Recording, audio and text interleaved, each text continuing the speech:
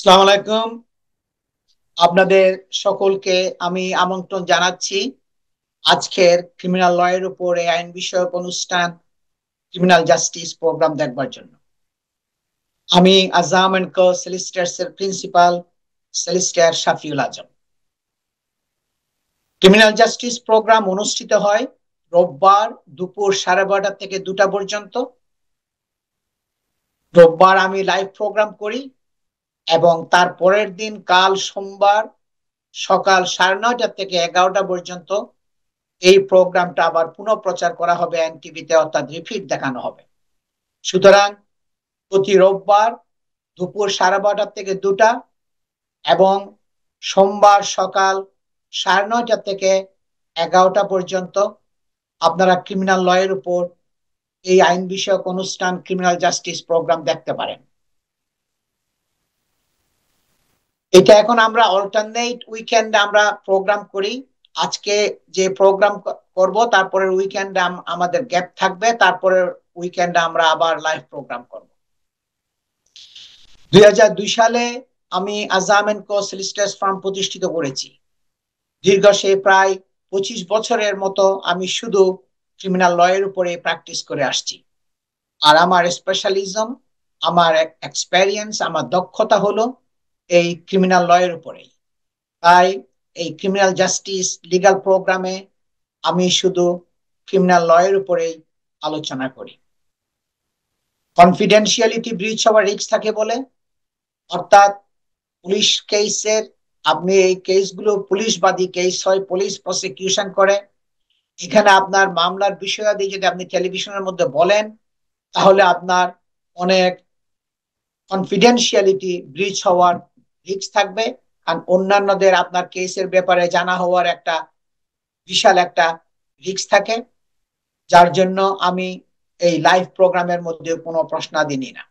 আমি প্রোগ্রামের পরে প্রায় প্রত্যেক সময় প্রোগ্রামের পরে আমি বেশ কয়েকটা টেলিফোন আমি রিসিভ করি এবং আমি সেটা দেখি। অনেকেই যে ফোনগুলো করে প্রোগ্রামের পরে, আমি আপনাদেরকে এনকারেজ করব আপনারা ফোন করতে পারেন আপনার 2টার পরে। প্রোগ্রাম যখন শেষ হবে তখন আমি ফ্রি থাকি ঘন্টাখানেকের জন্য, তখন আমি সবাই প্রশ্নের উত্তর দেওয়ার চেষ্টা করি। যে প্রশ্নাদি আমাদের কাছে রাখা হয় সেই প্রশ্নের উত্তর আমি সেই 2টা থেকে 3টা পর্যন্ত আমি আপনাদের প্রশ্নের উত্তর দিই। I am going to talk about the general principles of criminal law in this program. Every case has its own facts, merits, and demerits. If you are facing a criminal investigation or concerned about something that involves the police, always seek advice from a specialist criminal defense solicitor. সুতরাং police যদি আপনাকে arrest করে police স্টেশনে নিয়ে যায়, সেটা ঘর থেকে হোক, রাস্তা থেকে হোক, অফিস থেকে হোক, যেখানে থেকে হোক না কেন, তাহলে সহসা দেরি না করে আপনার পছন্দের একজন অভিজ্ঞতা সম্পন্ন ক্রিমিনাল ডিফেন্স সলিসিটরের সাথে মিটিং করবেন। সবগুলো প্রোজ এন্ড কনস, পজিটিভ, আপনার কনসিকুয়েন্স কি হতে পারে আপনার কেসের উপরে, এগুলো সব ডিসকাস করে, প্রোজ এন্ড কনস গুলো ডিসকাস করে ফুললি প্রিপেয়ার্ড হয়ে আপনি পুলিশের ইন্টারভিউটা ফেস করবেন। কারণ এটা অত্যন্ত গুরুত্বপূর্ণ। আপনার এই ইন্টারভিউ যেটা দিবেন সেটা ক্রাউন কোর্টের মধ্যে আপনার এভিডেন্স হিসাবে কাজ করবে। এটা আপনার কেসের মেরুদণ্ড হিসাবে কাজ করবে। এখানে যদি আপনি ভুলভ্রান্তি করেন সেগুলো সংশোধন করা খুবই ডিফিকাল্ট হয়, সম্ভব হয় না। যার জন্য আমি সব সময় বলি ইন্টারভিউটা খুব কেয়ারফুলি দিবেন। ইন্টারভিউর আগে আপনি আমার সাথে মিটিং করবেন বা যে আরেকজন যে কোনো একজন স্পেশালিস্ট ক্রিমিনাল ডিফেন্স সলিসিটরের সাথে মিটিং করবেন, এবং ইন্টারভিউর পরেও আপনাকে মিটিং করতে হবে। এটা অত্যন্ত গুরুত্বপূর্ণ, এসেনশিয়াল, যে আপনি ইন্টারভিউ দেওয়ার আগে এবং পরে আপনি আপনি একজন অভিজ্ঞতা সম্পন্ন ক্রিমিনাল ডিফেন্স সলিসিটরের সাথে মিটিং করবেন। এখানে আমার বক্তব্যগুলো আমি বাংলায় এবং ইংরেজিতে মিশিয়ে বলবো, যাতে আপনাদের সকলেরই বুঝতে সুবিধা হয়। আজকে যেটা আমি আলোচনা করব, একটা ডিসকাস করব, আপনি দেখতে পাচ্ছেন আমার পাশে জাজের ছবি। সেখানে সে জেমা মিচেল, একটা মহিলা, তাকে 34 ইয়ার্স আপনার আপনার প্রিজন সেন্টেন্স তাকে দিয়েছে, লাইফ সেন্টেন্স দিয়েছে, এবং বলছে কি তাকে মিনিমাম 34 বছর তাকে প্রিজনের মধ্যে থাকতে হবে।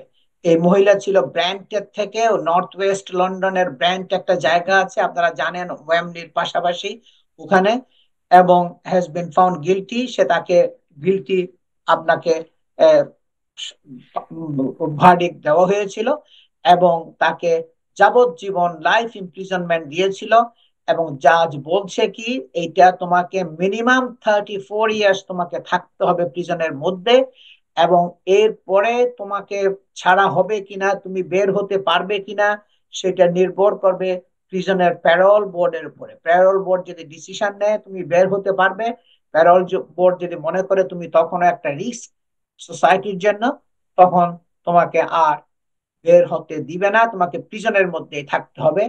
এটা আপনার জাজের অর্ডার।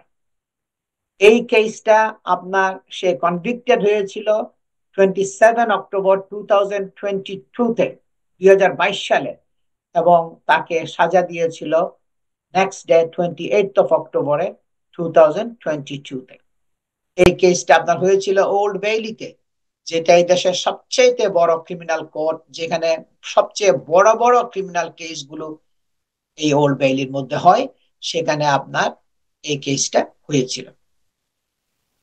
আপনার এখানে মহিলাটাকে বলছিল জেল ফর লাইফ, তোমাকে সারা জীবনের জন্য জেল মানে লাইফ ইমপ্রিজনমেন্ট দেওয়া হলো, এবং মিনিমাম টার্ম অফ 34 ইয়ার্স, এবং তোমাকে মিনিমাম কমপক্ষে তোমাকে 34 বছর 34 ইয়ার্স তোমাকে প্রিজনের মধ্যে থাকতে হবে, এটা বলছে।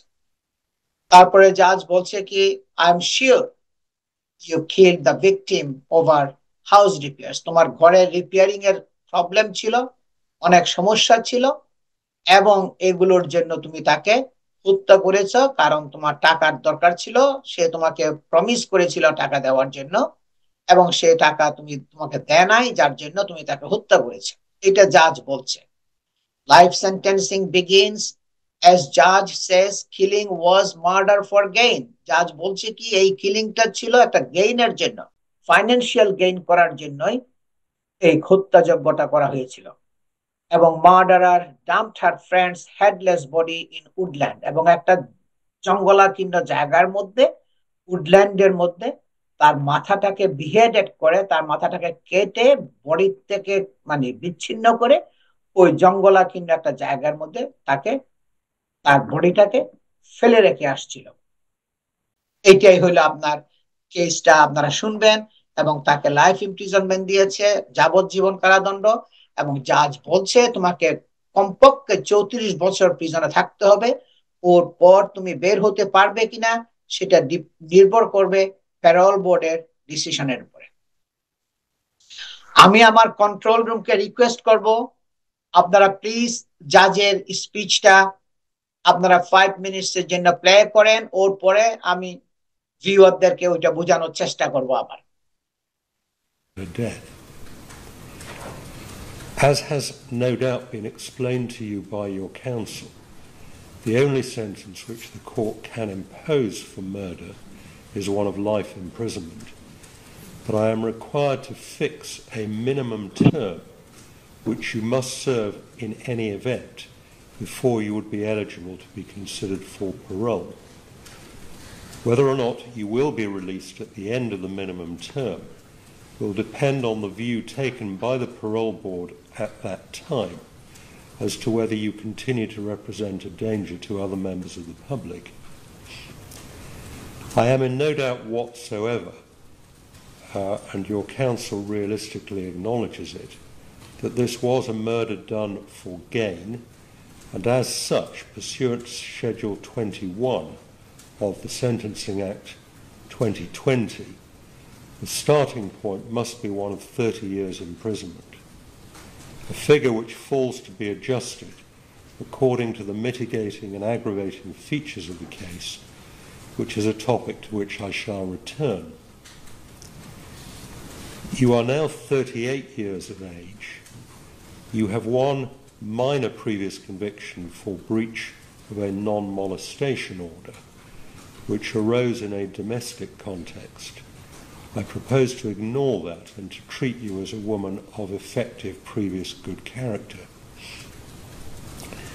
You are clearly a highly intelligent woman, having obtained first-class honours in 2006 in human sciences from King's College, London, and then gone on to qualify as an osteopath.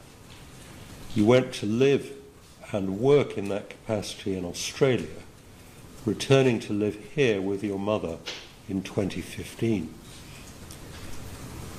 You lived together in a large property in North London, and the two of you decided to add an upper floor to the house. This proved to be your undoing. You and your mother paid a total of £230,000 to two builders, one of whom evidently cheated you, and you were thereby exhausted of a large part of your resources. But the work remained substantially unfinished, and the house was left without a roof and covered in scaffolding. Meanwhile, you met the victim in this case through the church, sometime it would appear in 2020. She, like you, was a very devout Christian, and it is clear from the hundreds of phone messages that passed between you over a period of several months, right up to the time of her death, and which featured in the evidence in the trial, that you became very close. She was 67 years of age and of Malaysian origin. She was a woman of some means, and the evidence showed that she was extremely generous. Unfortunately, she had a history of serious mental illness, having been diagnosed some years ago with paranoid schizophrenia, and she had spent some months as an inpatient at a mental hospital. Shortly before you killed her, she had suffered a relapse and, against her will, had been put on antipsychotic medication. As such, and as you well knew, she was particularly vulnerable, both mentally as well as physically, and the jury saw from the CCTV evidence how in the days before her death she walked with difficulty, needing to hold on to the arm of her lodger as she did so. The messages that passed between the two of you showed that she was very well aware of your problems with regards to the house and was proactive in attempting to help you. This culminated in her offering to give you £200,000 to spend on the house, an offer, however, which she withdrew a few days before you killed her, which I am sure is what led you to do what you did. On the morning of the 11th of June of last year, you set off early from your home address, taking with you a large suitcase, which it was evident from the CCTV was either empty or had very little.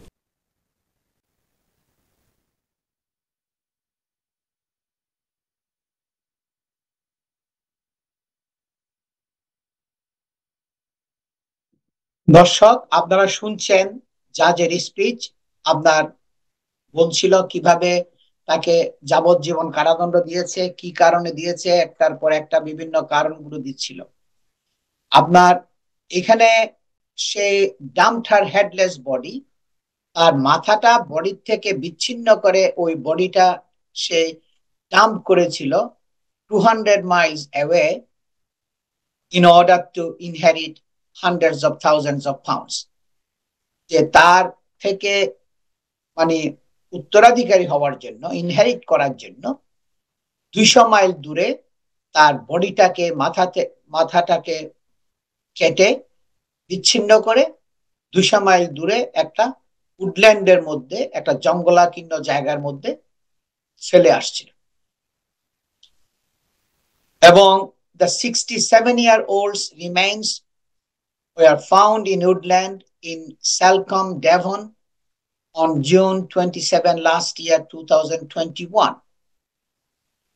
এবং 27th of June 2021 তার সেই দেহ অবশিষ্টটা এই মাথা কাটা দেহটা জঙ্গলাকীর্ণ ওই উডল্যান্ডের মধ্যে পাওয়া গেছে Mitchell murdered these women 67 years old women after she withdrew her offer to help the killer with repairs to her dilapidated £4 million house in Williston, Northwest London. Northwest London তার একটা dilapidated জরাজীর্ণ একটা ঘর ছিল সেখানে অনেক রিপেয়ারিং এর দরকার ছিল £4 মিলিয়ন এক বাড়ি অনেক জরাজীর্ণ অবস্থায় dilapidated হয়েছিল অনেক রিপেয়ারিং এর দরকার ছিল এবং রিপেয়ারিং এর জন্য সে পয়সা দেওয়ার আশ্বাস দিয়েছিল কিন্তু পয়সাটা না দেওয়াতে তাকে হত্যা করেছিল এটাই হলো হত্যার কারণ During her sentencing জাজ বলছিল রিচার্ড মার্কস কিংস কাউন্সিল আমরা আগে কিউসি বলতাম এখন আমরা কিংস কাউন্সিল বলি You and your mother paid a total of £230,000 one of whom evidently cheated you তারা জাজ বলছে কি যে তোমরা 230,000 পাউন্ড পে করেছো তুমি এবং তোমার মা বিল্ডারদেরকে দুইজন বিল্ডারকে পে করেছো এবং একজন তোমাদেরকে চিট করেছে একজন builder and you were thereby exhausted of a large part of your resources যার জন্য তোমাদের বিশাল অঙ্কের একটা টাকা তোমরা হারিয়ে ফেলছো তোমাদের হাতের বাইরে চলে গেছে এটা জাজ বলছে তোমরা 230,000 পাউন্ড দুইজন বিল্ডারকে দিয়েছ এবং ওখানে তারা চিট করেছে এবং তোমরা যার ফলে অনেক বড় অঙ্কের একটা পয়সা তোমরা হারিয়েছো but the work remained substantially unfinished কিন্তু বিল্ডিং এর কাজ substantially unfinished ছিল and the house was left without a roof তাদের ঘরটা পরিত্যক্ত ছিল কোনো ছাদ ছাড়া রুফ ছিল না covered in scaffolding দিয়ে কভার করা ছিল ঘরের মধ্যে ছাদ ছিল না এই অবস্থায় তারা বিল্ডাররা কাজ ছেড়ে চলে গেছে meanwhile you met the victim এর মধ্যে তুমি এই মহিলাকে মিট করেছো in this case through the church তোমরা চার্চের মধ্যে তাকে মিট করেছো the messages that passed between the two জাজ বলছে কি তোমরা দুজনের মধ্যে অনেক টেক্সট মেসেজ আদান প্রদান হয়েছিল এবং ওখানে দেখা গেছে কি she was very well aware of your problems এখানে ওই টেক্সট মেসেজ দিয়ে বোঝা যায় এই বৃদ্ধ মহিলা তোমাদের একটা সমস্যা যেটা ছিল পয়সা করি এটার ব্যাপারে খুবই ওয়াকিবহাল ছিল সে জানতো with regards to the house and was proactive in attempting to help you তোমাদের ঘর নিয়ে তোমাদের রিপেয়ারিং এর জন্য যে তোমরা একটা সমস্যার মধ্যে ছিল সেটা এই বৃদ্ধ মহিলা যাকে তোমরা চার্চের মধ্যে মিট করেছো সেটা জানতো এবং সে ওয়াকিবহাল ছিল তোমাদের এই মানে সমস্যার ব্যাপারে এবং সে খুব অ্যাক্টিভলি তোমাদেরকে হেল্প করার জন্য চেষ্টা করছিল অ্যাটেম্প করছিল This culminated in her offering to give you £200,000 to spend on the house এই অবস্থায় সে যেহেতু তোমাদের এই অবস্থা ডিফিকাল্টিটা দেখেছিল, সে তোমাদেরকে 200,000 পাউন্ডের অফার করেছিল দেওয়ার জন্য, তোমাদের ঘরকে রিপেয়ার করার জন্য।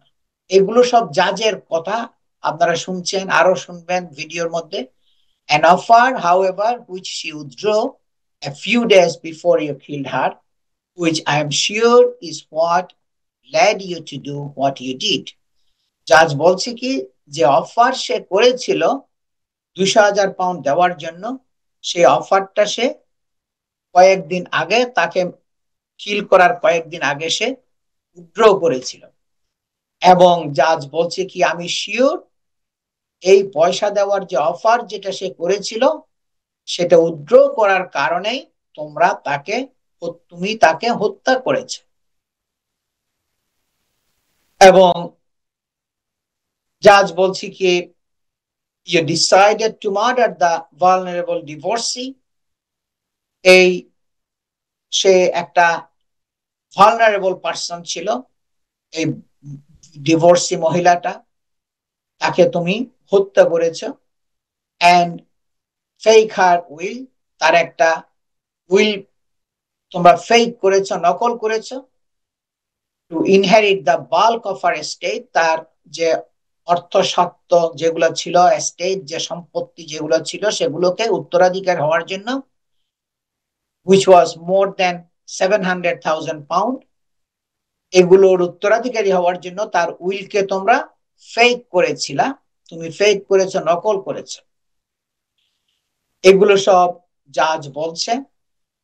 The osteopath killed this woman by hitting her over the head, তার মাথার উপরে আঘাত করেছিল, বারে বারে আঘাত করেছিল, উইথ ওয়েপন দিয়ে, before then cutting off her head, তারপরে তাকে একের পর এক উপর্যুপরি তাকে আঘাত করার পরে তার মাথাটাকে তার বডির থেকে কেটে বিচ্ছিন্ন করে দিয়েছিল।